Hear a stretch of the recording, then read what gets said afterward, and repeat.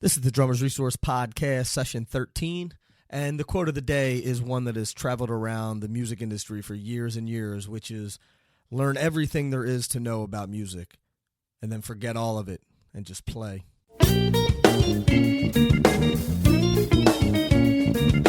You're listening to the Drummers Resource Podcast. I'm your host, Nick Raffini, and we're coming at you with information, education, and motivation for drumming and beyond.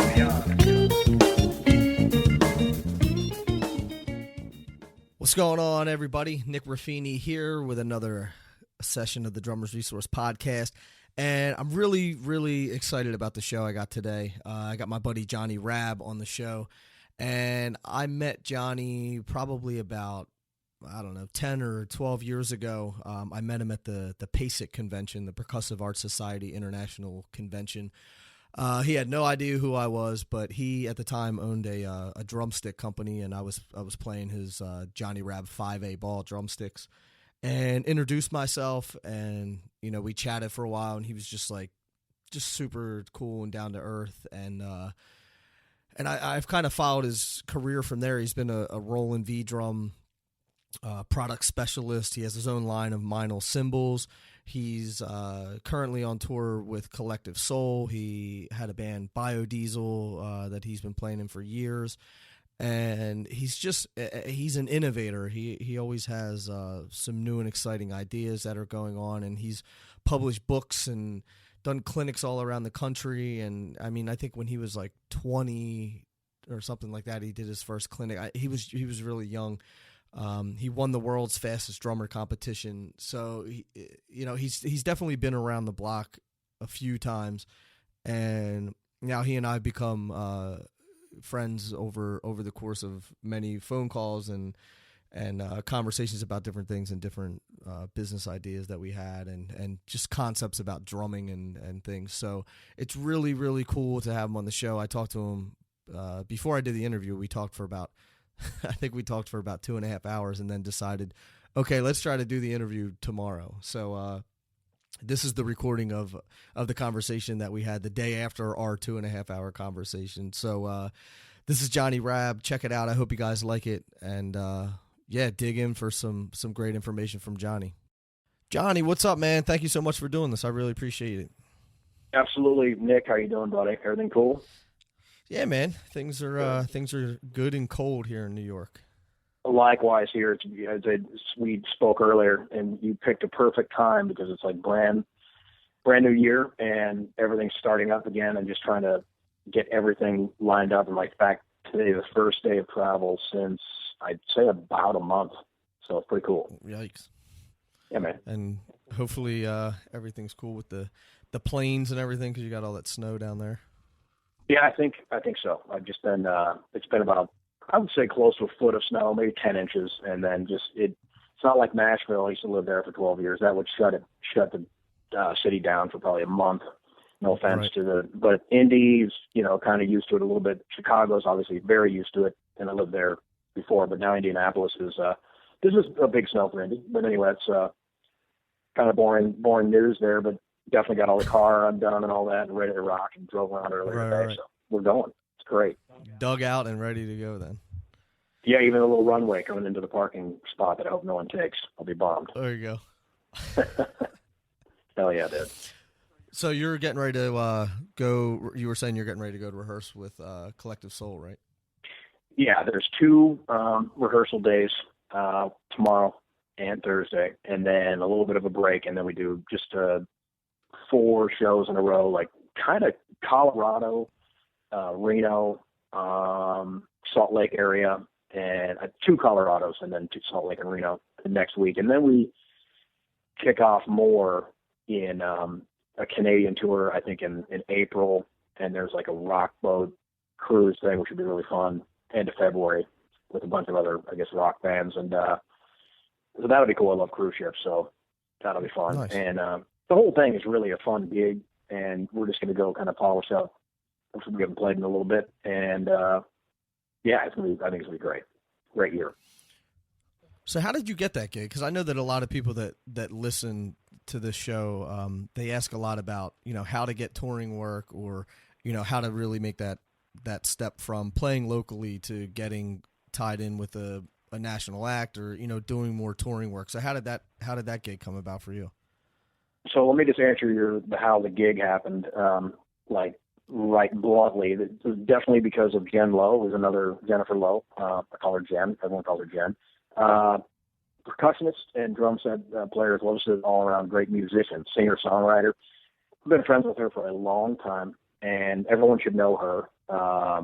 Check out her site. We'll try to get a link to you for her music, and super creative, just a lot of ideas, and it was absolutely because of her. In fact, I texted her the other day just to be like, hey, thanks, because of you, have work this year, and she's like, she's so cool about it. But we used to gig and work together when I was in Nashville and she was in Atlanta, and her band Acres, Tim Akers, was the front man of that band, and she was in that. They were a killer band, and we used to kind of swap gigs. They'd come to Nashville and we'd go to Atlanta. My band was Super Action Heroes, which I kind of fronted a little bit, like doing rappy, vocally type stuff, and playing kit. And at the end of the story is we knew each other for years. So always kind of looking out for each other. She has worked with Jason Mraz. She's also worked with, Ed Roland, which is Collective Soul's singer. And what happened was NAMM 3 years ago, in LA, I was out there working for Roland, doing the Roland TD30 or something like that. In fact, that's exactly what it was. If you follow me on this, basically, at NAMM show, you kind of go and, I don't want to paint the wrong picture. You don't go to NAMM, or I don't, and try to get gigs. You go to NAMM. I was working, but right. NAMM is a good idea, but we can get to that later. But basically, at NAMM, it was Jen's birthday, and she said, dude, I'm having a birthday thing at this bar. I want you to come. I'm having a bunch of my buddies down, friends, and I'm like, totally will. And so that night, NAMM gets a little bit tiring, even though it's fun because it's all the gear. It's a little bit sensory overload. So right. I went to the bar, and a bunch of our buddies were there. Our friend Alan, who does accounting, great person that a lot of people should know as well. Everyone should. He was there. We're like, oh my God, hey, and a couple store owners. I'm like, oh dude, hey, store owners that I know. And then this guy, keep in mind, I've already had happy birthday, Jen, and we're like all having, beers or whatever. And this dude was there. And I say dude because I hadn't met him before. And so we start talking like you normally would talk, not like, I didn't recognize him off the bat or anything. I'm like, yeah, no, how you doing? And we just started talking. And then he's like, I said, man, so what do you, not what do you do? Because it's sort of a weird question, but hey, what's your profession? What are you doing in music? Soul. And I, say that again. You cut out there for a second. Okay. He says, I'm in a band. You said, what do you do? And yeah, I said, what do you do? Or what do you do in the music industry? Oh, I'm in a band called Collective Soul. And I said, oh, cool. I know of the drummer Ryan Hoyle, because we used to, I think he had an artist deal with us for when I had the stick company. And I just flat out told him, like, I was super jealous of Ryan because I love your band. And I didn't get too crazy because you get to a point where you don't want to overdo it with anybody. It was just a normal guy. Right. And so I said, man, I would love to have had that gig. And I even emailed Ryan and said, good job, congrats on that gig. And was happy for him. And he goes, well, it's funny enough, you asked, we're actually looking for a new drummer. And Ryan it wasn't replacing Ryan or anything like that. It was another drummer. And it wasn't even the word replacing. They just, I don't like that type of, it's not like I replaced anyone. It's just they happen to be looking for a drummer. You should come and audition. Now, normally that type of thing can turn out to nothing, but you never know. Right. It like usually cattle does. Call. It's just either a cattle call or you don't even get to go to the cattle call. So that's how it goes. Nashville, anywhere, in my opinion. And you can even have somebody in the band go, I want you to be the drummer, and then you end up going, you never get a call, and we can talk about that later. That's an important conversation. So his name is Will Turpin, the bassist. Great dude. And then Jen comes over, and then Jen is so nice and so supportive of people and me that I saw her doing it, and I wasn't embarrassed. I was more like, what do you call it? Like not shy even, confident in my drumming, but just like, Right. You don't have to talk me up. And she really was being cool and talking me up. And the manager was there, their manager too, because she's friends with him. And she literally just goes, "This guy's the drummer you need." Like, kind of I can hear out of my ear, and I'm like talking to other people, and I'm like, "Oh my God, Jen's really going for it, like in a great way." And the story's cool because she's like, "This is the guy you need," and Will's like, "Oh, cool, really?" To tell the manager, and I'm like, "Oh no," like in a way, I was like, "Don't overdo it," because I don't want to like let him down or disappoint him or, But at the same time, I was like, "Go for it," why not? Right. So we got done with the party, and then everyone headed off, and I'm like, later, Will, see you, Jen. And then the next morning at about like 9 or something, I get a text from Jen going, "Look, and this is where Jen completely is just amazing, like one of her many qualities. She's like, "Look, I'm bringing over Will to the Roland booth, and I'm doing the TD30 demo, which got a bunch of samples and my own music and stuff." And she says, "Upload one of those, Collective Soul, buy a tune and upload it to your memory stick or whatever, however you do it, and put it in the, I know how to do it, but you know what I'm saying?" She was just telling me, "Put it in the module so you can play along with it." And I literally went, "No way, no. And I even said, "It's like, that's super cheesy. Not going to do that." She's like, and I'll never forget it. She goes, "Dude," and I always trust her, but she just goes, "Trust me, it won't be. Do it. I'm telling you, do it." So I did.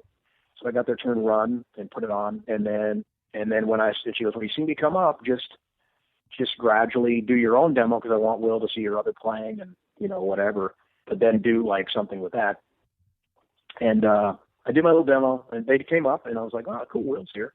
They came up, and I played, and Will was cool and smiling and had the headphones on, and maybe 25 people with headphones, how damn it goes. Right. And I'm jamming, and then I decided to, I did part of Run, like maybe for like up to the chorus, and then I said, "Oh, here's a cool feature. You can do time stretch," and I sped it up to like house tempo, and then switched the kit to like a house remix thing, and then did Run at like 1:30.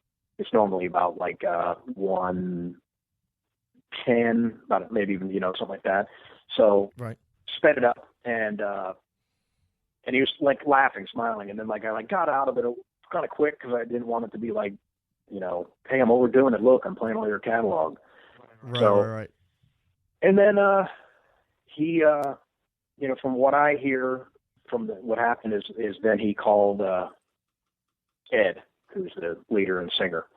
And then Ed called me and said, "We were going to have auditions, but we just want to know if you want to do the gig." And so he said, "Will really enjoyed seeing what you did," and all that stuff. Nice. And so it was, and then I still didn't know, because I just have had so many things go really almost super close to, to where super close and then not happen. So I've learned to like not even think twice if they say, "Oh, we went with our best buddy," or "We got a call last night from my friend Frank and he's going to play," Right.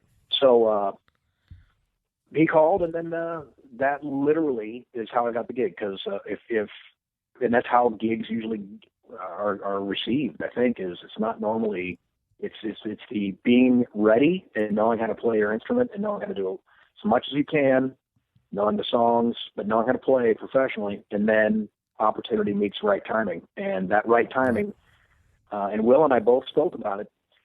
We wanted to support our friend Jen's birthday, but we were exhausted. We both were like, we because of Jen, we drug ourselves instead of like sleeping or whatever. We're like, "Oh, it's Jen."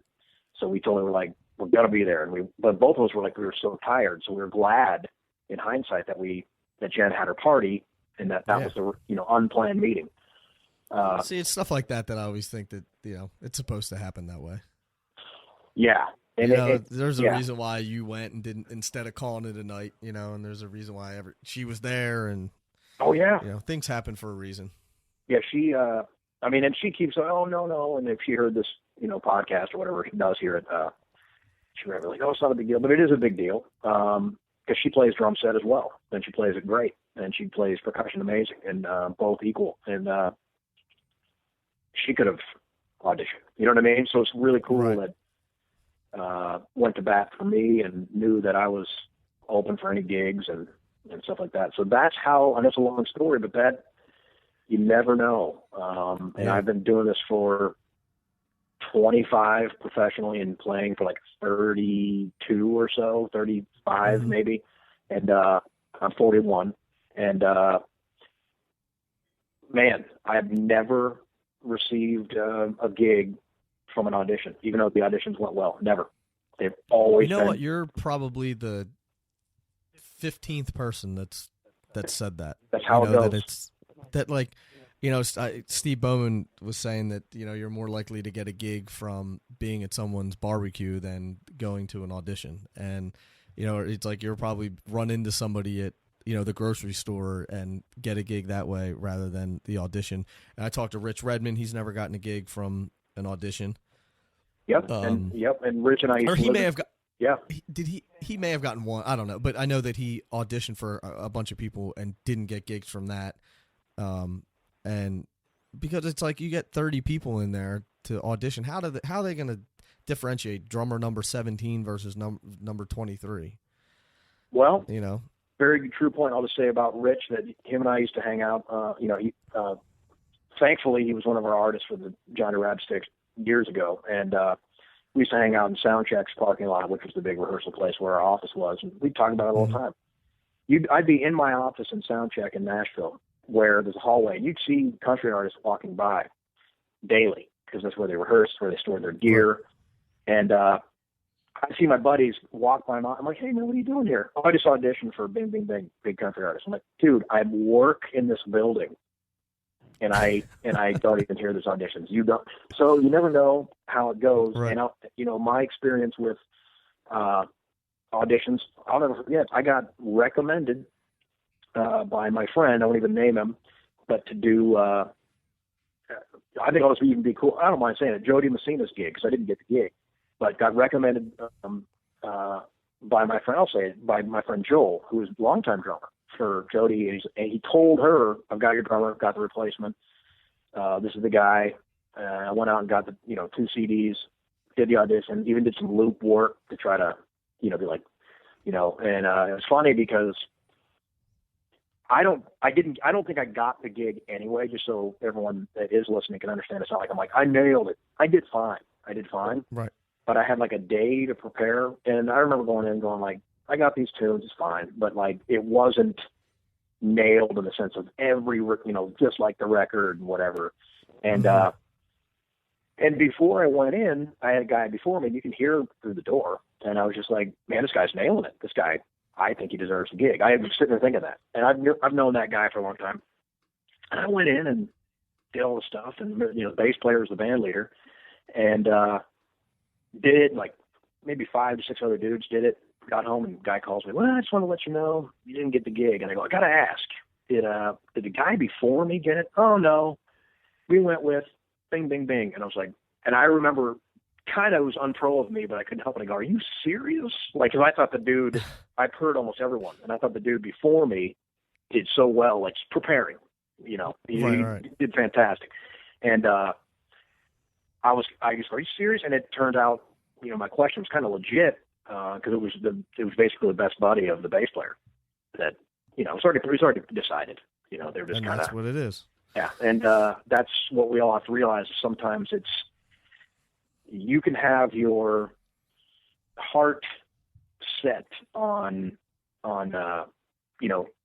getting a gig, go in there and be ready. And it's not unfair, but think about it.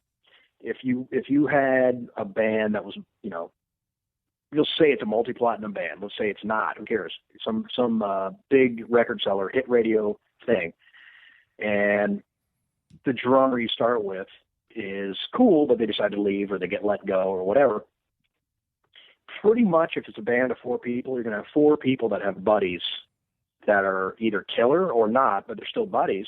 And they're going to probably go to that list first. And it's not just going to be cattle call. I mean, that's just the way that I think it goes. And if it didn't, there would be an exact book out saying, how do you get a gig in a drumming as a drummer? There would be a book. Well, you call managers and there's no book. There's no book. Right. Even if there tries to be books, there's not. Right. My opinion. I think, real quick, I think advice books, I guess like Zorro wrote one or something like that. I haven't read it. I should. But I bet you it's killer. I read it. It's good. It is. It's good. But I don't want to discount big gig. I don't want to discount anybody or how Rich does Crash Course, or I also speak and do clinics and whatever and have advice. But I would say there's no rule, like here's what you do and it guarantees you auditions or gigs. That's all I'm saying. Right. I think that if I think that we're on the same page with that. Where, like I do clinics myself, and so I think that if someone goes to your clinic, Rich's clinic, reads Zorro's book, goes to my clinic, maybe they can pull out bits of information from each of them and then kind of put the roadmap together, but nobody's like, listen, you don't need to go to anybody else's clinic. Listen to mine and you will, you'll be the next whoever, So, that is correct. And, it's a great topic that we're speaking of, because in Nashville, the other thing is once you get in a gig, that does not mean you're in there for forever. There's so many different power plays and different things that can happen from the artist, from a band leader going, I don't want my buddy in here. Hey, Johnny, we're going to try somebody else. And you think, oh, my God, I'm going to be bummed out and sad. You can't. You have to not worry about it. The only thing that guarantees you not getting fired, and sometimes, as we know, this doesn't even work, but is your own band. Right. Yeah, I mean, there's so many people that I just finished Danny Seraphine's book from Chicago. Right. So good point. Yeah. Killer book. It's such a good book. But, he talks about how he just, he got fired out of his own band. And I was reading. Like, what are you talking about? It's my band. I know. Yeah. Oh, man. And that's, thumbing through an old modern drummer. And I'm so ashamed that, like, right now his name is not Stan Lynch from Tom Petty. Mm-hmm. And I remember, like, thumbing through to, like, just old modern drummer last month or so, and just being mesmerized reading this article. I'm like, there he is. I didn't even know they wrote this article. And it's like he was devastated when Tom Petty was all looking for new change in direction. Sorry, dude. He thought, and I get it. Why? If I'm part of this Tom Petty sound, why would I ever get let go? And he was devastated. Now he's producing, and I guess doing really great. But wow. Well, what about what's his name? Just got fired too. Joey Jordison just got fired too. I did not know that. Yeah. What is that about? Slipknot. I don't think he knows. That's neat. I guess he put out I don't know. I mean, I don't know him at all, but I don't either. I forget where I read. Maybe it was on like moderndrummer.com or something. Yeah. That he was like, I don't know what happened. Just they released a statement saying that it was amicable, but he said that it wasn't, and he didn't know anything about it, and he was kind of as confused as everyone else was. A lot of people use the amicable thing to keep the public happy as they can be, because there's going to be right. And I'm not talking about that band. I have no news on that, anyone, but that a lot of times will be like, oh, okay, they both wanted it. It's like, uh-oh. Right. Well, I guess, I'm sure that there's a bunch of fans from Slipknot that are Joey fans, Well, the guys, they're like, oh, he was mean. They were mean to Joey, so I'm not going to be a Slipknot fan anymore, Or that goes for any band, not just for Slipknot. But I'm sure that's why they're always like, well, it was, we wanted to pursue other interests. Well, that band is, I've seen them live in Nashville, and I enjoyed it. And that band is one of the bands, like, that is a product, as you know, as you agree. I mean, to go in, and no disrespect to anyone that likes the sound of them, but, like, truly probably one of the few guys that could sell white painted, cymbals as a thing and like hotcakes. I mean, The guy was a brand, and is a brand. So it's pretty fascinating. Mm-hmm. And I'm shocked to hear. It's too bad. I hope he, I'm sure he's fine monetarily, but I hope he does what he wants to do. And I can just say this, and I know a lot of friends that have been let go from major, major things, and it is devastating for that person, because that's what they lived for. That was their, like, if you have a band like Slipknot, it's not like you're going to go, no offense to Joey, he might, but I don't see him stepping right into an R&B jazz wedding gig. And I'm not saying he needs that, so no one please get mad at me. I'm just saying I don't know what his well-roundedness is as a drummer, just a drummer. So I'm sure it's hard too. If you're in a band for that long, that you've really, it's like if you take if you take Neil Peart out of Rush, like he defines the sound of Rush. So if you put him in another band, it's just going to sound like the drummer from Rush playing and it's no disrespect to Neil either. No. I think he's amazing. I'm not, I don't think that anybody out there thinks that I'm saying anything negatively, but he's like Carter Beauford, these guys have such unique sounds that they've made the band sound the way that they are. So it's like taking them out and putting them into something else. The Dave Matthews Band wouldn't be that if you take Carter Beauford out and put me in to play drums, the band is going to sound completely different. I definitely understand. I think it's important because it's not just you and me speaking. It's hopefully some folks listening, and I'll say that it's very important. I started playing, just real quick, drums because of Neil, but I know what you're saying, and it's important to say like the two people we mentioned, Joey and Neil. I have no idea, but I know that hopefully financially, if Joey could do whatever he wants to creatively, I think he's a great drummer. I think Neil's a great drummer. Same thing. They probably don't need to gig. I guess that's where I think the important thing though is.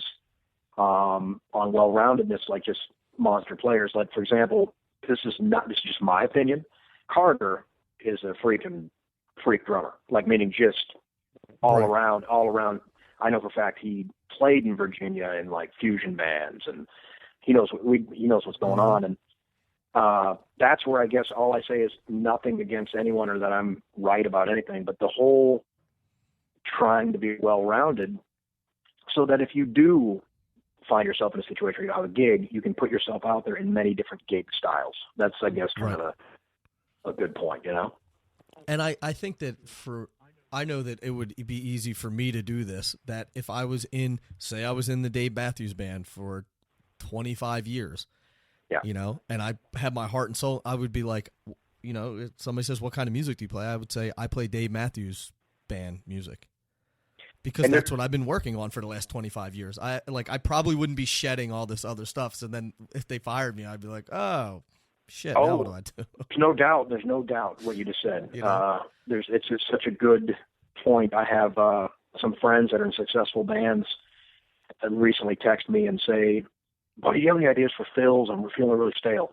So that it's not like I'm some chief of all fills, but it's a friend of mine. And so I'm like, yeah, here's some ideas. Of course it gets. If you are gigging every night in Vegas in a cover band, you're probably not going home to shed from noon to 5 when your next Vegas gig is. You're probably going to go nail the show in Vegas and be like, I'm going to watch TV or have life outside of drums. At least most people would, Mm-hmm. So it's and especially if you're making a ton of money and you've been in the band for years, it's like, it's outside of artistic integrity or artistic growth, there's really not much of an incentive to really like go shed for 5 hours a day. You're like, man, I make a couple $100,000 a year. I'm gigging all the time. So what's the point, kind of?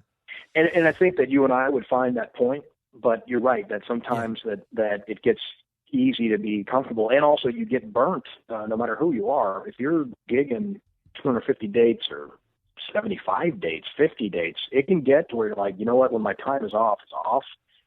I'm going to, I have a family, I'm going to do stuff at home myself, and I'm going to go fishing, and it doesn't mean, but you're also correct on the drummer furthering my drumming skills or music skills. I still work on stuff, and sometimes I have to keep myself from going, why am I working on this? Because there are some things that I work on drumming wise, and I'm like, I don't think I'm going to use this in any of the gigs I'm doing, but I love it. So there's those two sides, the gigging and performance, do what you're supposed to do side, and then the, solo practicing and drummers drumming, practicing and stuff like that. And then there's the playing the stuff you already know how to play and just having fun, like going down in your basement or wherever you practice and just being like, I'm going to play all the same licks I've done for years. And it's kind of a release, but, and that's just, I know that I'm sure that you probably, sorry, I just cut you off. Go ahead. A little coffee there, no problem. You did not cut me off. Go ahead. I'm sure that you probably feel the same way too. I feel like the longer I'm on the road, the worse my playing gets. The better my playing gets in that band for the tunes that I'm playing, but Yep. like all the other stuff kind of goes out the window. So it's like, you start playing 200 dates a year, and then you have this going on, you have that going on, and there's no time to shed or challenge yourself at all. It's an interesting thing. When my band Biodiesel, which is like a techno-y duo, I noticed that my upbringing stuff went away a little bit, but it made me bummed out. Like I grew up with like your record. I love your record, by the way, and that's real. Thank you, man. Yeah. That you're totally welcome. It's true. That so check out Nick's record, everybody. It's killer. That type of funk, jazzy funk. That's what I grew up doing. With trios and stuff like that, and organ players, upright bass, and acid jazzy, whatever. And so some of those more natural funky feels, James Brownish meets whatever, just groove stuff, hoping nice jazzy funky kit. That stuff kind of went out the window a little bit because I was playing house and drum and bass, which was on purpose so electronic.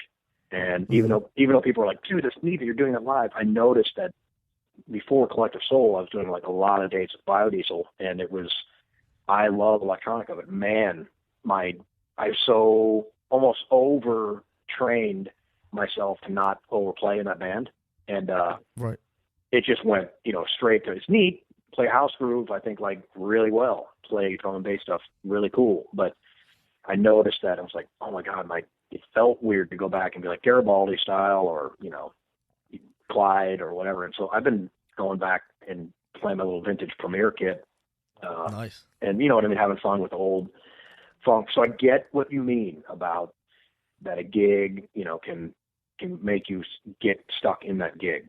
Like sure. Good at the music or good at the show, but maybe you're like, oops, my hands are gone. Or like, man, the groove feel I used to do at like age 25 was better at 25 than it is at 41. Weird. Right. Yeah. So it's like whatever you're concentrating on, and if you don't use it, you lose it, kind of thing. Totally right. Yeah. Totally right. Yeah. So you were saying, just touching on the electronic stuff, and I know that for me, whenever I thought about, if I would ever think about, like when the Roland V drums came out and all that, anytime I would think of Roland V drums, I would think of you.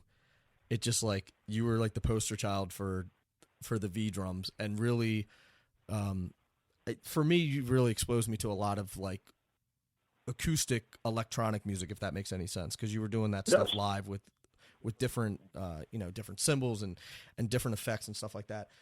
And sorry, this is kind of a around the barn that's fine question, but so from the time that you started playing and then working your way up to that point to where you're doing these Roland clinics and you're doing clinics at PASIC and drum, all these different drum conferences and stuff like that.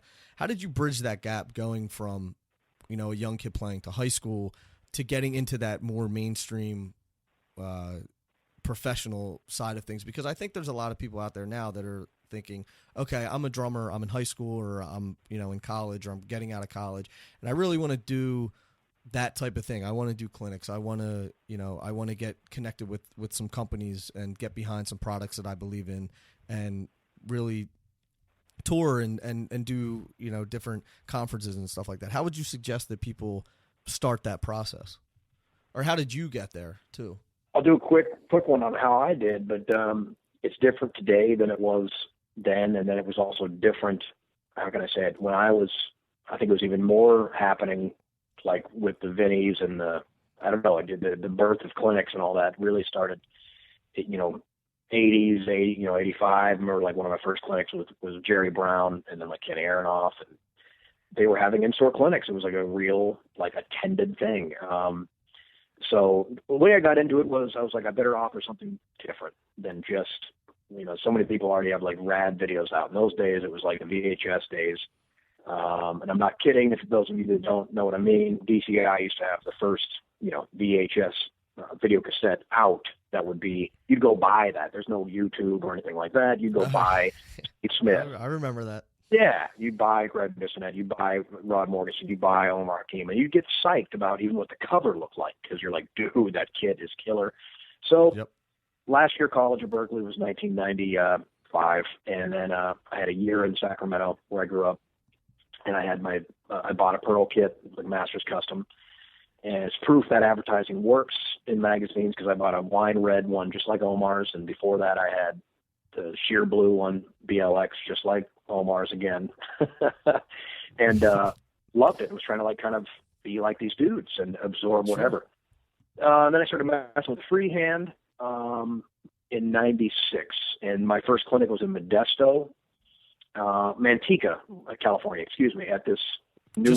I gotta stop you real quick. You mentioned the freehand, and there may be some people out there that don't know what that is. Can you just explain that really quick, and then we'll go on? Yeah, during the time in 1995, I started going, I'm going to try to learn anything I can from these VHS type tapes, and I saw Kenwood Denard, Just Advance was the name of the videotape, and it was a killer video. He really inspired me to take and think of any ideas you can outside the box, like just anything you want to. Groove, fills, chops, like, play the rod of the hi-hat stand. The guy is amazing, right? So then he does this like crazy one-hand roll that apparently he got from inspired by a student of his that accidentally did it on accident. He goes, wait, what was that? I believe I'm saying this correctly. And I thought it was awesome because it was like a long roll with one hand while he was playing a cymbal roll with one hand. And then it was my goal to take that inspiration and develop to where you can control any rhythm with one hand while the other hand was doing an ostinato. Or I was like, that'd be cool. So all of like 96 at home, I was like, last year of college in 96 at home, I was getting that thing kind of under my hands and like trying to write a book about it and write literally like I wanted it to become another rudiment, like a paradiddle. I wanted, by this time now, I guess at 41, it to be people go, yep, I know that. And we've seen it go a lot of places, and it's great. There's a lot of controversy about it. So, but that was my first kind of thing to be a little different. So I did a free clinic, basing my stuff off drum and bass, which was kind of new. And I was working on a book then in 96, like getting my notes together. And that's what got me into clinics. It was like first a couple free ones, and then I moved to Nashville and really, had the total restaurant job, and I didn't enjoy it, but it was a necessary thing. So during the daytimes, I would work at Red Lobster, and it sucked. But hey, I did that. I bartended, served there, and even like went on gigs and, went off the road, went back to Red Lobster because it wasn't like the country gigs were paying that much. And this was in 90, this was in 96 when I moved to Nashville. And then, I met Boo McAfee, who's like the creator of the drumometer and all that. And at that time, I was using my tip money to go create drumsticks, and I created that rhythm saw stick, which has serrated, teeth, we call them, in it. And that's a long, long story about the stick company, which we can do at another time. But like basically, that kind of invention of that stick plus the freehand. And plus Boo, like I opened up for Simon Phillips at, one of my first clinics at the National Percussion Institute. Yeah, it was great. And then that's when Mienl saw me open for Simon, and that was Norbert Salmon at the time. And he's like, really, enjoyed your playing. And then we talked, and that's all that sprung into the same focus of the stick company got off the ground from a whole nother long story. But the stick company was a very big springboard for clinics because when the stick company started happening, I was demonstrating as my own clinician for my own company all over the United States and basically the world, not making a bunch of income from it because I was basically doing it to try to sell the sticks. Sure. So that was my angle. Which were great. I've already professed my love for the Johnny Rabb sticks. They were. I was sad to see them go. Well, I appreciate it, and I understand you're working with Boso as well, which is awesome. But I'm trying to get mine back, and I still have the rhythm saw patent. And those of you that want to check out the rhythm saw, meaning it's not quite ready to sell, but just on Johnny Rabb Drumsticks, there's like a demonstration video from like Italy or something that shows what the stick can do. And I'll be sure to put that in the show notes too, so people can check it out. Yeah, sweet. So I basically, then DW came along, and they had me. They were very nice and endorsed me, sponsored, because I was basically going advertising. Why not have, their drums along? I was in a truck that said Johnny Rabb Drumsticks, GW, different companies at the time, on my own, going around the United States to stores doing free clinics. So, right. People, I think the DW saw the value in, he's going to our dealers with our kit. Why not allow him to play our kits? Absolutely. And, and then it just went from there. Montreal Drum Fest was the first, and Mienl was a huge reason that stuff took off. They listened to me on developing some, at the time, electronic cymbals. And I will just say, for those of you that are maybe like 12 years old or like even 20 at this point, at that time, I was 23 or so. So I think you know what I'm saying. Some people that might be listening might be like, yeah, dubstep, and I get it. I really, I do. But at the time, there wasn't a lot of stuff going on live. There was not. Right. Now there's a bunch of duos and a bunch of people playing it live, and I'm totally psyched. It's cool. But at the beginning, there was only a handful of dudes doing live electronica, drum and bass. So there's a few of us that got to I develop. totally remember, man. It was you, Marco Miniman, who you introduced me to, and who was the third that you? Well, there's Zach Danziger, Jojo Mayer was doing stuff. We all had cymbals like we were working on and things like that.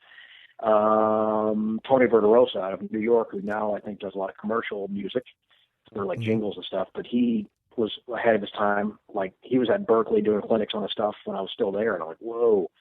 And I haven't spoken to him in a long time, but those guys were and then Dirk Brand in Germany on his own, like almost disconnected from us because at the time, I think you get it. It wasn't as easy just to be like internet, even though it was working. YouTube didn't happen that long ago. So no, uploading a video, I think we talked about this yesterday. Uploading a video it wasn't just like upload now. Okay. Oh my God, it's taking 5 minutes. More like upload video. It's taking a day, and good luck watching it in entirety. So, remember the little spinning wheel? It would say buffering.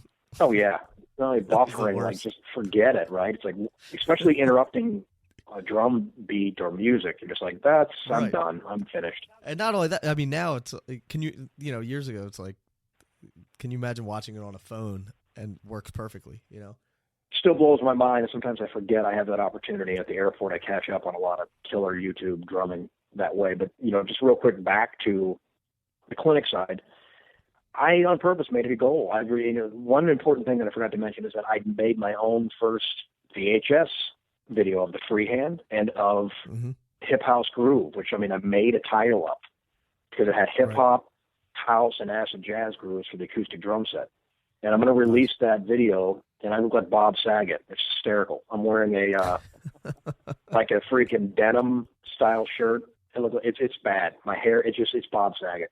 But nothing against Bob at all. But I'm very young. I think I'm 23, 22. But I'm going to put that up for download on my site at some point. And the point of it is, though, I missed out on the transfer between VHS and DVD. That came to haunt me, as you know. We've spoken about that personally later. YouTube is a neat thing, but YouTube has absolutely damaged some of what I would say is my intellectual property. What I wanted to share with people, but unfortunately others used YouTube, watched YouTube, took my ideas, took my content, refilmed it, put it out in DVD form, and called it something else. Capitalized on it, yeah. It just so that was a drag, and younger generation that grew up when they're 4 or 5 and their mom or dad going, let's watch this video, Bobby, and it's going to be YouTube. It's not going to be plug in a DVD or a VHS. But if you're like me, you're like, it's hard to make that transition. You don't just go, DVDs are going to be it. I better move now. I better, save up the money to make DVDs. You don't. You just stay new. Like that. I have a cassette tape still for Nashville drumming demo. Cassette tape. So nice. You get my point. But that's how clinics went. That's how they went. And I'm not trying to be like I did them, but I did them. I walked around and met people and let my drumming do the meeting and sending Hip House Groove VHS into Modern Drummer, got a review. So pumped when that thing came back like 4 out of 5 stars or 4.5 out of something cool. I was like, that's awesome. Nice. And I don't want to like leave this guy out of the mix. Mike Tirana, the metal drummer and great drummers all around. He knows this. I told him we were at a bar in Germany. We did a festival together. We're both Mienl players. And he, without saying any words to me, inspired me to make my own tape, my first instructional video, because really? I saw him at NAMM in Anaheim. I was still in Sacramento. I drove my parents' car up to Anaheim to go to NAMM to kind of network or try to. And he was at the Attack Drumhead booth. And I saw him and listened to him. He gave the guy, here's my new DVD. Here's my new VHS tape, double bass drumming. And it's got your drum heads in it, man. Thanks for the support. And I immediately went, wow. And because of him, I contacted Attack at the time and got a cost deal.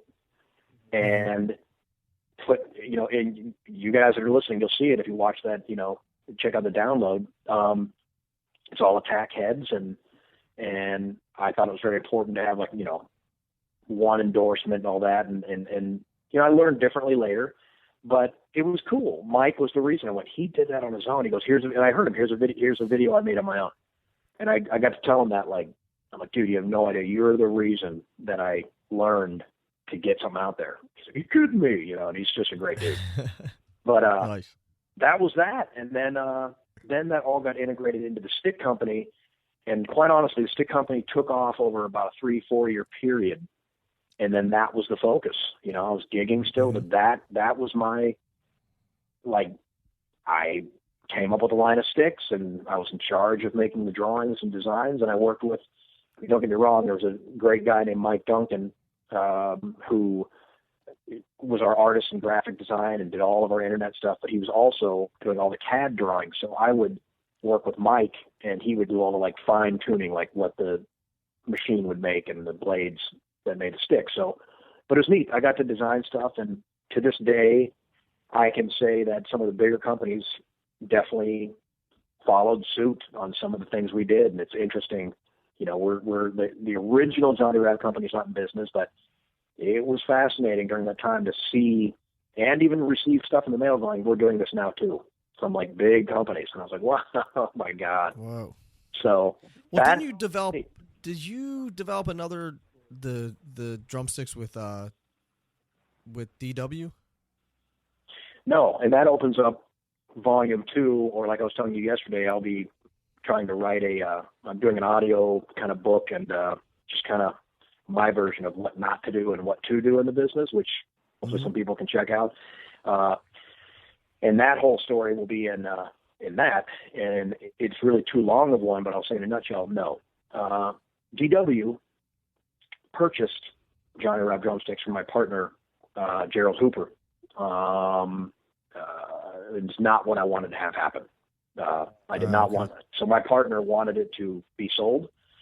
And, lesson learned, everybody. I thought I owned a big percentage. 48% sounds big, but 52 basically means that guy can vote me out. Controlling interest. Yeah.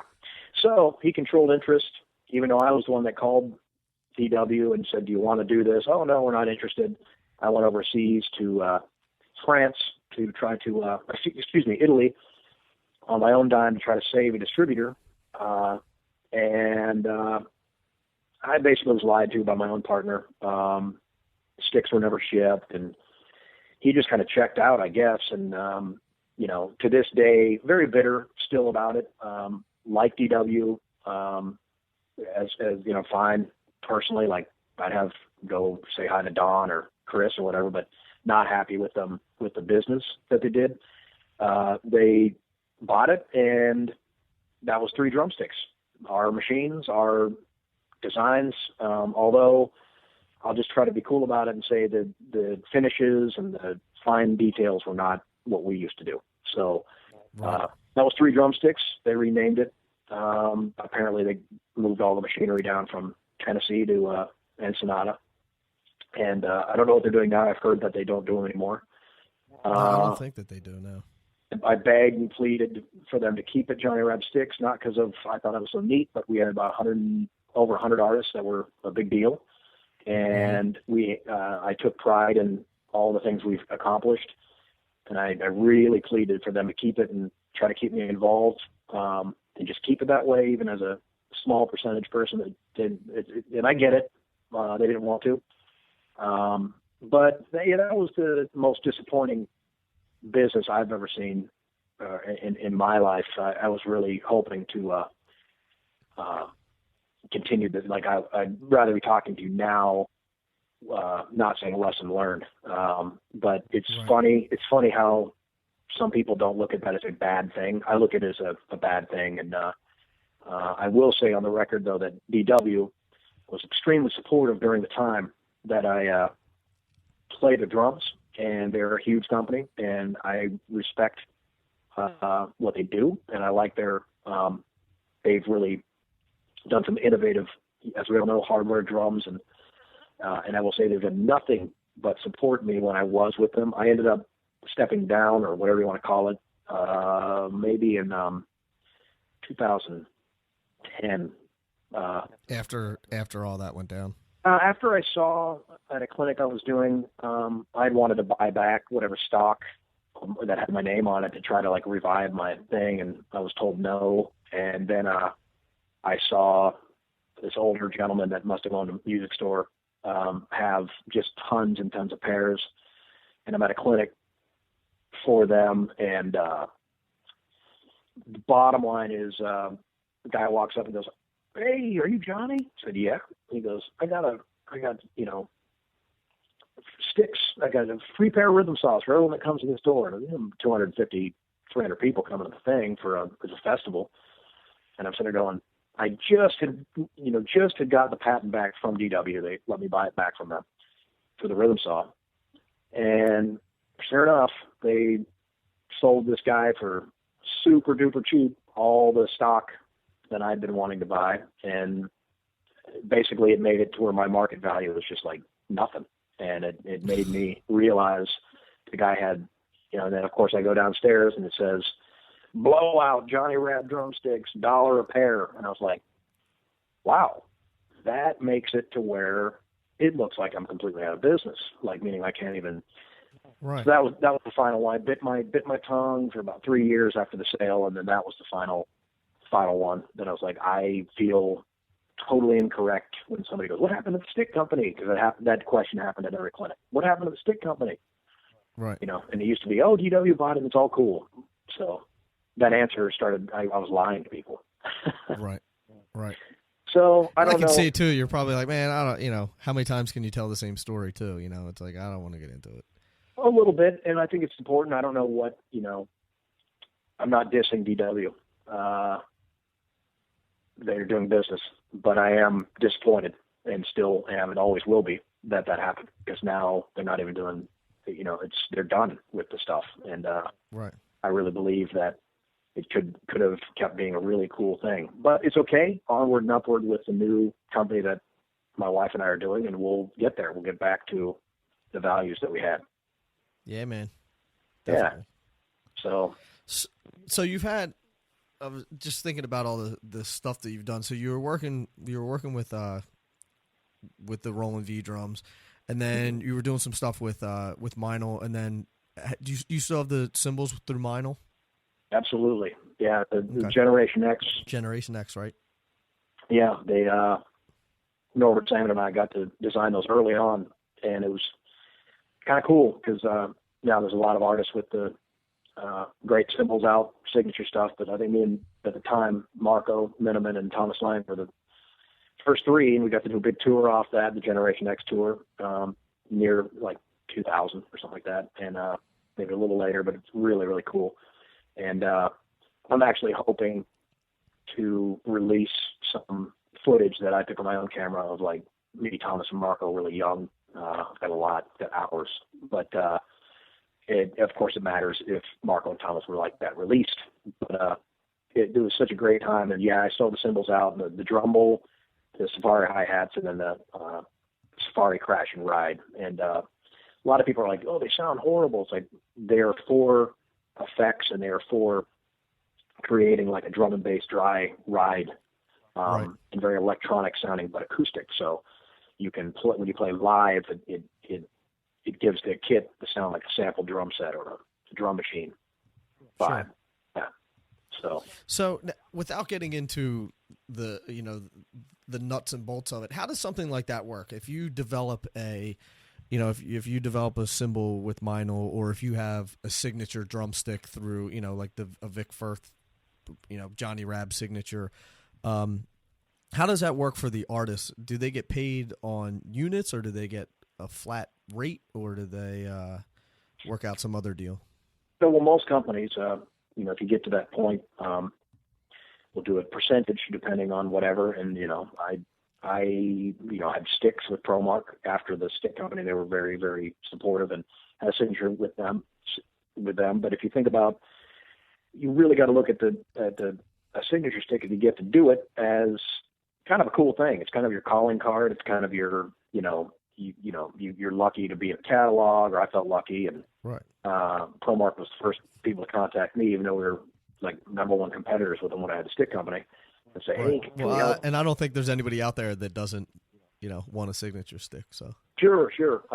It's not a monetary maker unless you're Weckl or Vinny or Gad, the first guys that had signature sticks. I think those are staples in the industry. I mean, I am happy to say that, they definitely, if you sell a certain amount, of course, every quarter or every half year, you get your monies. But, some people don't. There's a catch-22 with signature sticks. Some people don't want to play a stick with my name on it. They're like, I want my own, or I want a 5B. I don't want to. Some people might like my playing and go, I want a Johnny Rabb stick, but some people are going, I hate that dude. I don't want that stick. So, there's different things. But yeah, usually a percentage, relatively small, like 10, 15, maybe 5%. There's no, I don't want to put anyone on the spot but that's generally the case. And then it just depends. These days, it just seems very slimmer opportunities for that type of, you can't just call and go, I want to develop something. I mean, I remember the stuff with Mienl. Well, everybody's tightening up their belts. Yeah. And so, it's. What were you saying about Mienl, though? You remember? I just remember, like, I've had those ideas before I worked with Mienl. I was, like, working, putting just cymbals that I owned together and, like, trying to, So I had been working on it, and, luckily Norbert saw the vision, and we did it. But there's also been other ideas that I've shared, which is totally fair to say, that have not been made by Mienl. I don't get upset about it. I just kind of go, okay, no problem. I get it. Not right now. There's other artists, other players, and they have their own ideas too. You have to keep that in mind. It's I'm fortunate to have a box set of cymbals that sounded the way that I wanted them to sound, and the Drumble. The Drumble's such a neat little, very, very affordable little thing that can transform your snares and stuff into. I love it. I can a lot of times, like, that's what my kind of idea is, try to get sounds that somebody else does not already have. So somebody goes, oh yeah, that's like so and so, and you and I both know, we talked about this yesterday, somebody will play freehand or blast beat and go, on my own YouTube, they'll go, dude, you're ripping off so-and-so, that's like blast beat. I'm like, that's cool. Right. No problem.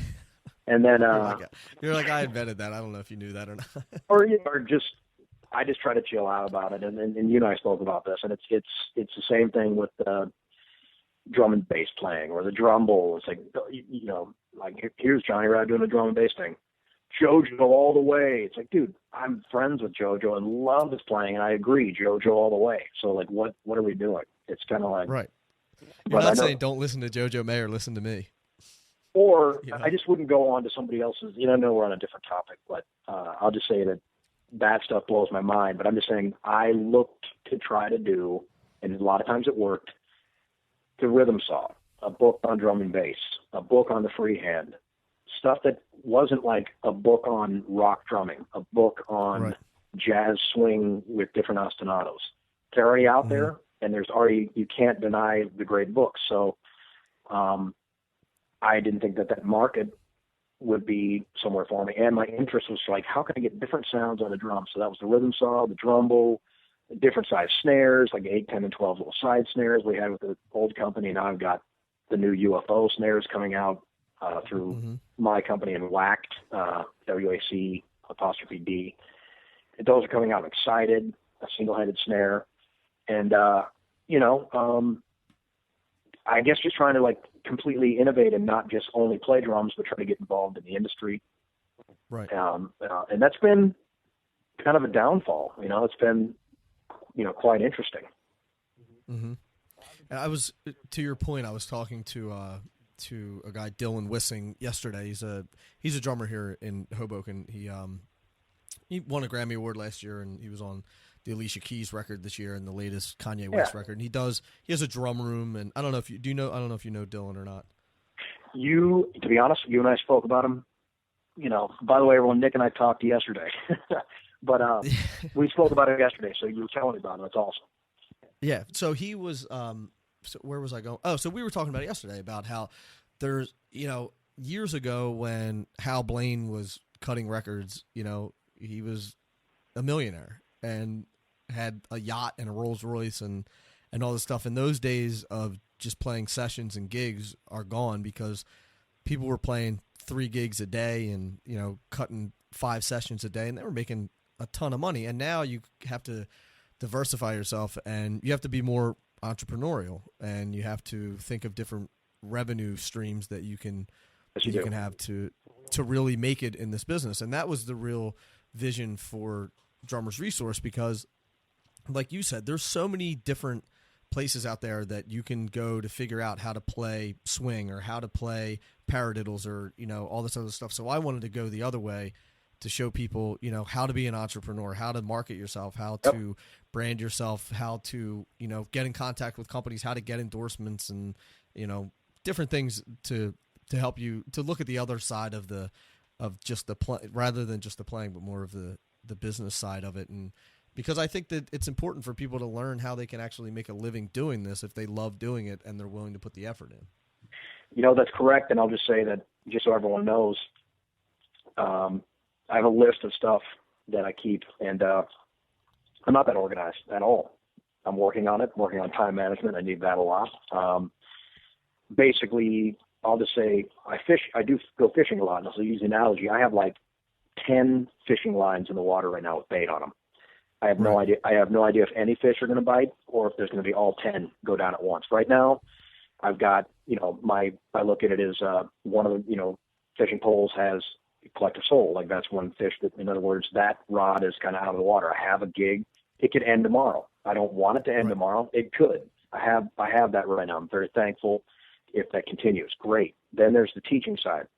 Skype lessons, they happen, but a lot of times I don't get repeat students because they want to learn one or a couple things. They go, "Oh, it's cool. You taught me the freehand. I'm out of here." That's cool. Right. I've thought about opening a brick and mortar pro drum school and just doing that in Indy and having it be anybody public, not just advanced players, but anybody. That's on hold because that costs renting a space. And also I'm on the road too much. So what do? So I'm just trying to tell people ideas, what they can do, like you're saying. Then I have video cameras, like Zoom HD, a couple cams, and one GoPro. I'm filming my own stuff, editing on right now, believe it or not, iMovie, but we'll be doing Final Cut very soon and using Logic for my audio. So I'm engineering myself. I'm editing myself. I've done a couple things like what you're doing, Nick, a couple interviews of people audio-wise. So the drumstick, it really is more than 10 things in the water. And sometimes that gets a little hectic, as you know, because, they've got the rhythm saw, just bought that patent. That was money I don't really have, but had to do it to protect it. Got manufacturing kind of working on. That's going to take some time and more money. My buddies down in Florida at Whack Drums, developing the UFOs and their own drums. They have their own company called Whack Drums. So the drum line, the sticks, then, of course, wanting to do live seminars. And I know that, again, we're going to work together on some stuff, but live seminars, online, my own just little like lessons when I can do them. And, also studio tracking for people. I have a friend named Shane Adams in Nashville. I still do sessions in Nashville and with him over the net. So there's always these weird things. Like I'm also doing program beats that are pre-done beats and stuff. Everyone's doing this, so don't think it's anything new that I'm saying. But you're correct in that it's like, what can I do? And it's like, I'm even reaching out to app makers right now because I have a bunch of public apps that are like kids apps, non-musical, but at the same time, a couple apps that I think would be really cool for us as drummers, but it's just a matter of that costs money. So I have to find like partners, and you and I talked about this yesterday. I know everyone, you're not missing out. But bottom line is I've been burned so many times that it's hard not to get negative. And believe me, sometimes I'm to the point where I'm like, I'm not doing this anymore. I will go just, work at Mac store, get my, go teach people how to use Logic, or, get my certification in Final Cut Pro, and, and then use that for my own fun and drum as a hobby. I'll never quit drumming, but one of these things hopefully will stick. And don't get me wrong, Collective Soul is fantastic. They're very cool to me. But it's not every day all year long. It's touring, and then when you're off the road, I'm not getting, paid by them just to sit at home. So you have to look at the other ways. And then, of course, the publishing, self-publishing now, because even though I really respect that I had publishing and distribution through great companies, I almost can't afford to do that anymore. I'm not being greedy, but I'd rather have, if somebody's going to buy it, I'd rather have. I think that's an antiquated system anyway. Yeah, it made sense. It made sense back when I was doing it, and it still makes sense to get inside of, drum dealers and things like that. But if you can use that money towards marketing on the web, you can get people to understand that you can come direct to me. And I think the king of that for a while was Mangini. He had his whole system. I think recently he did the grid or something like that with Hudson. I think. I don't want to miscommunicate which companies with, but I got a lot of respect from Mike because he supported me a long time ago with Freehand, because he also was messing with it, and we had dinner, and he's like, yeah, that is what I'm doing. I'm like, that's awesome. Just wanted to get with you before I put this VHS tape out to make sure you weren't like, dude, what happened? Somebody had rumored that he was doing the same thing. He was. We were both working along the same line. And I guess the point about publishing is it's awesome, but it's way different now, as we all know, with Kindles and, iPhone, iPad, da-da-da-da. So that whole thing right there, if you still follow me at all, sums up, I've got a lot of ideas, and you should have a lot of ideas.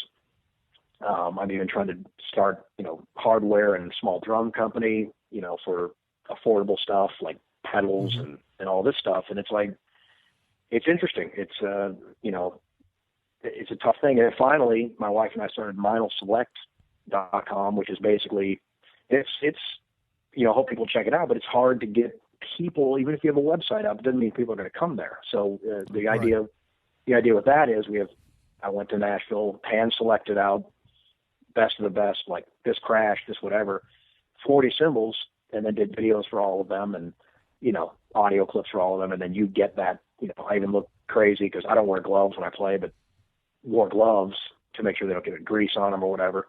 And then they get shipped to your house. And to be honest, that's not moving as fast as I would like, but trying many different facets to get people, to make a living. Mm-hmm. And to echo your point that everyone is doing it. So even, you look at guys, I mean, unless it's somebody that is part of the band, like, somebody like Carter Beauford, just for example, because we were talking about him earlier, or Neil Peart or somebody like that.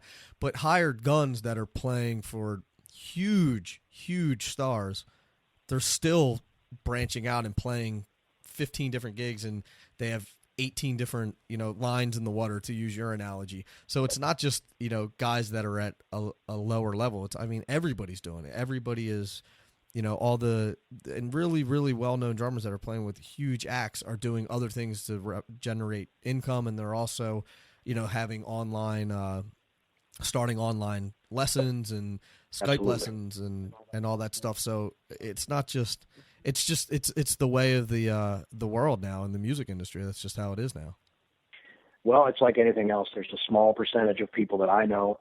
Abe Laboriel with Paul McCartney, we both went to Berkeley at the same time. The guy was a freaking ridiculous player at Berkeley. It's the best one there, period. And everyone loved him. Then you had John Roberts, he was one of the best there as well. And, some of the guys get to work for Nate Morton. Him and I were very, I don't want to say the word competitive, but maybe that's the word, what happens at college.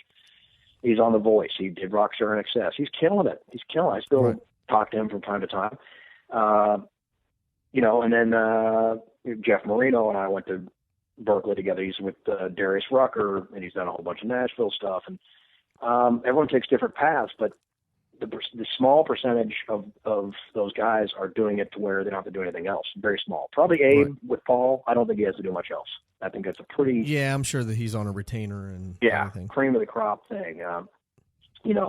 But Nick, you're going to kill me and folks, but I need to get ready to go grab catch a flight. The flight. But we can either do part 2 at some point or... but well, you're definitely going to be on here a lot. So right on. I just wanted to make it this will be part one of 35 or so.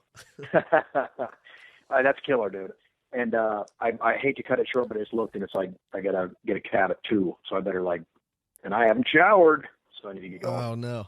Just all right before you go, just one piece of advice for some up and coming drummers, and then I'll release you. No, hey. I guess the one piece of advice is what I've noticed is that there's no guarantees. It doesn't matter. The prerequisite of being good at drums is number 1. But then number 2, the reality that it's not just being good at drums. There's luck of timing, like we spoke about with any gig I've had has been because of somebody I've known or somebody has been, you can't, there's no rules of you're either going to get a gig or you didn't get chosen. You never know why. So and it's hard, and Nick and I have spoken about this, try to keep realizing you did this to start for fun and that you can achieve whatever you want to. But the one piece of advice I would say to anyone just starting or saying, I don't play pro yet or full time is don't discount something else that you're good at that you can make money doing, because it is very, very tough to just only play drums or to go right out on that limb and not work a standard job until that transition. Just don't discount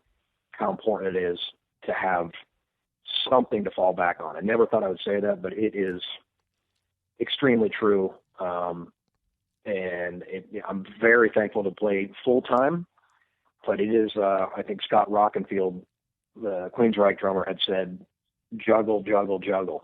I mean, so you have to juggle a lot. So I would just say, as everybody's kind of drumming friend here, I'll just say, I'm not saying it's impossible. I can never say that to anybody, but I will say, try to find something else you love doing or that you're cool with doing, so that if times get lean drumming, you can do that and not be bummed out. I had to return to that restaurant so many times in Nashville after we're not touring anymore, or we're going to go with somebody else, or right.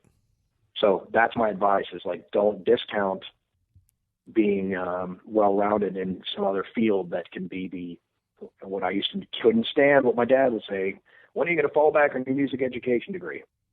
Well, I already have, because of the books and the clinics and whatever. But I remember going nuts. Dad, I want to play drums. I don't want to teach kindergarten through 12th.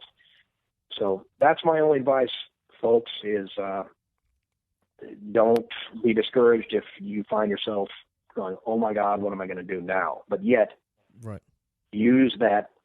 always use the positive to try to go forward. So I hope it's not bad advice. It's real advice. No, I think that's great advice. I think that's real world advice. Right on. So awesome, man. Johnny, thank you so much, man. I really appreciate it. And I'll let you go and catch your flight. Have a safe trip. And thank you, Nick. And everyone keep checking out drummersresource.com. It's killer. And and Nick will have up my email and stuff. If you want to contact me, you can contact me through him. And Nick, I am really going to go bail and get ready. So I will talk to you also the next couple of days, buddy. Good deal, man. Thanks for doing this. All right. Yeah, man. Thank you so much, Johnny. I appreciate it. Take care. All right. See you. Bye. So there you have it, Johnny Rabb. You can check him out, johnnyrabb.com, RABB. There's also a ton of links on the show notes for this, which is drummersresource.com /session 13. And there's a bunch of stuff that Johnny's involved in that you can check out there. Visit us online, drummersresource.com or facebook.com/drummersresource. And you can subscribe to this podcast on iTunes, leave a review, rate the podcast, which I would really, really, really appreciate. If you could spread the word about it, that would be awesome. If you want to get at me directly, you can reach me on Twitter at Nick_Ruffini, RUFFINI. And until then, keep listening. Thank you so much. I really appreciate it. Keep drumming, and I'll talk to you soon. Peace.